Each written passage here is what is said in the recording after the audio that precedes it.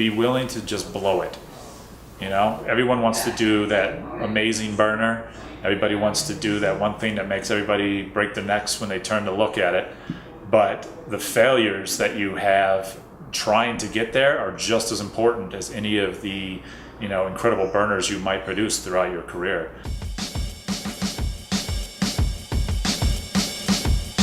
My name is East. I'm a graffiti writer from Chicago. I moved to Colorado in 1998, really just on a whim. I had no goal set to come here, just you know, had an offer to come and live here for the summer and ended up staying. I'm what's called, you know, a letter technician. My main focus has always been on letters and lettering style and seeing how many types of different lettering styles I can do. That's what's always captivated me. So typography is really where I tend to focus. I think just having good flow, you know, some balance. It doesn't have to be like a mirror image balance where the beginning and the end kind of mirror each other, which, you know, happens a lot in graffiti. I think just knowing that your eye moves through the piece from beginning to end really well, and that it looks like it's solid and it's balanced. I mean, shows good typography. It shows you know how to structure a letter, how to utilize a letter, and how to connect one letter to the other. So I always look for flow, structure, and good balance. Colors are a whole nother, you know, they're a whole nother tool, and they're a powerful tool. You know, you can do all kinds of things with color.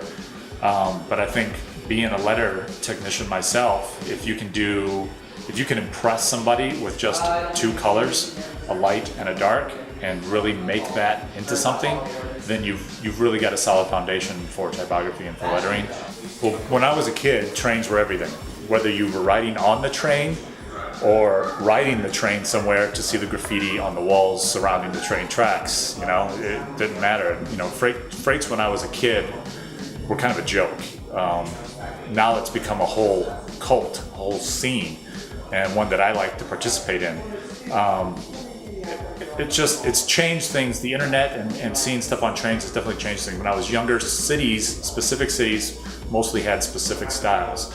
Now you start to get influences that are bleeding in from all over the world.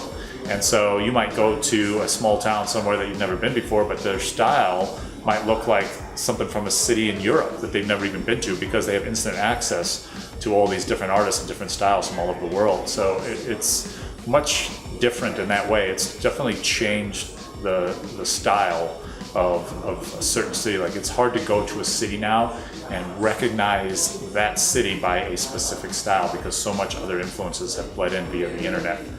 And you know, it's not to say that's a bad thing. It's kind of cool too to be able to see what's going on and how other people are painting and how other people have taken this art form, you know, in other countries and in other cities around the world. So you know, it's made writers and artists grow quicker than when I was a kid, because we were still making it up and still figuring things out. And all these influences now are much more instant because of the internet and Instagram and everything like that. And it's caused people to jump up ahead.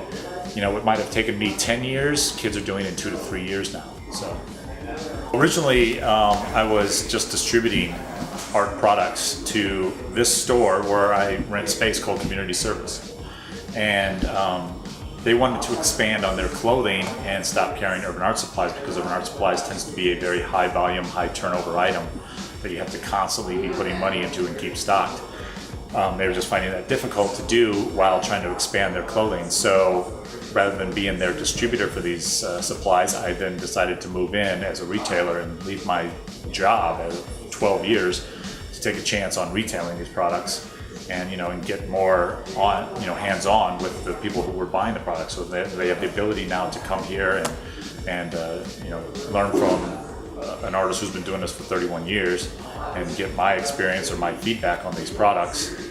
And it's turned out to be a really good thing. You know, people have been receptive and people enjoy it. This has become a bit of a gathering spot for a lot of the local writers, and you know, that was a goal from the beginning, and it's great to see that it's actually working out that way. Well, in doing it and keeping the shop simple and clean, it really speaks to the product. That way there's nothing, you know, that shouldn't be there that's, you know, distracting you from the colors or from the product. One of the reasons I use black shelves is because a lot of the bright colors on the caps of the paint then spring forward, and you can see them a lot clearer. So by keeping things simple and keeping it clean, it allows you to really concentrate on the products themselves. Right now we kind of play it by feel and by ear. You know, we are expanding a little bit. We've expanded the shop physically, carrying more products. We're trying to do one-stop shopping so that you don't have to go to other places. You can buy all the supplies you need to buff out your wall while buying the spray paint and the caps you need to do your burners, your murals. And we're starting to private label some inks and some mops and stuff. So, you know, it's a slow growth, but more than anything, we just want to be that shop that helps support and impact the community. You know, support the artists and be artist ran and owned. And I think that's important, that when you're dealing with these kind of products, that you buy and you support writer and artist owned products and companies. When it starts to divide, and I can try to make it better, but the farther we climb, it's like we'll be climbing forever, still we're falling behind the enemy lines.